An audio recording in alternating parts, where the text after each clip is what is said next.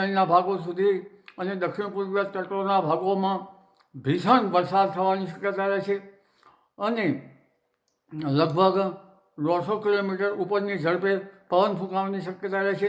તો નમસ્કાર દર્શક મિત્રો, તમે વિડીયોમાં અંબાલાલ પટેલની આગાહી જોઈ તે મુજબ મિત્રો ગુજરાતમાં 9 ડિસેમ્બર સુધી ગુજરાત માટે ભારે દિવસો કહી શકાય, કારણ કે મિત્રો ભારે વરસાદની આગાહી અને 150ની સ્પીડથી આવતું વાવાઝોડું તેવી આગાહી અંબાલાલ પટેલે કરી છે.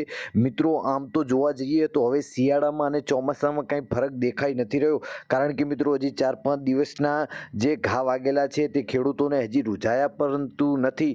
અને આજે મિત્રો અંબાલાલ પટેલે ફરી આગાહી કરી છે કે મિત્રો અગાઉના 6 થી 7 દિવસ ગુજરાત માટે ખૂબ જ ભારે હશે, કારણ કે બંગાળની ખાડીની અંદર પ્રક્રિયા સક્રિય થઈ રહી છે, જેના લીધે 150ની સ્પીડથી વધારે વાવાઝોડું આવવાની શક્યતા છે અને વરસાદ તો આવશે જ. તેથી ખેડૂતોને મિત્રો બેઠો ડબલ બાજુનો માર પડે તેવી શક્યતા છે. તો મિત્રો તમારું શું મંતવ્ય છે કોમેન્ટમાં જરૂરથી જણાવજો, કારણ કે મિત્રો હાલના વધુ પડતા પ્રદૂષણના કારણે મિત્રો વાતાવરણમાં પલટાઓ એટલો બધો જલ્દી થઈ રહ્યો છે. ગ્લોબલ વોર્મિંગના કારણે કોઈ ઋતુમાં મિત્રો કોઈ પ્રક્રિયા સક્રિય થઈ નથી રહી, જેના લીધે મિત્રો આવું થતું હોય છે કે કોઈ ઋતુમાં કશું જ નક્કી નથી હોતું. મિત્રો દિવસે ગરમી પડે તો રાત્રે ઠંડી પડે છે અને ચોમાસું તો મિત્રો હવે 12 માસ થઈ ગયું છે. તમે પણ જાણો છો કે મહિનામાં એક જ વાર તો વરસાદ આવી જ જતો હોય છે. ત્યારે મિત્રો અંબાલાલ પટેલની આ આગાહીના લીધે મિત્રો ખરેખર ખેડૂતો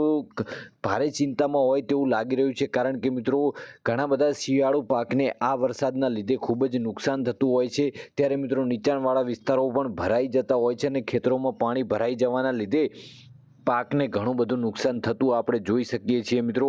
ત્યારે મિત્રો તમારું શું મંતવ્ય છે કોમેન્ટમાં જરૂરથી જણાવજો અને વિડીયો ગમે તો વિડીયોને જેમ બને તેમ શેર કરવાનું ભૂલતા નહીં મિત્રો.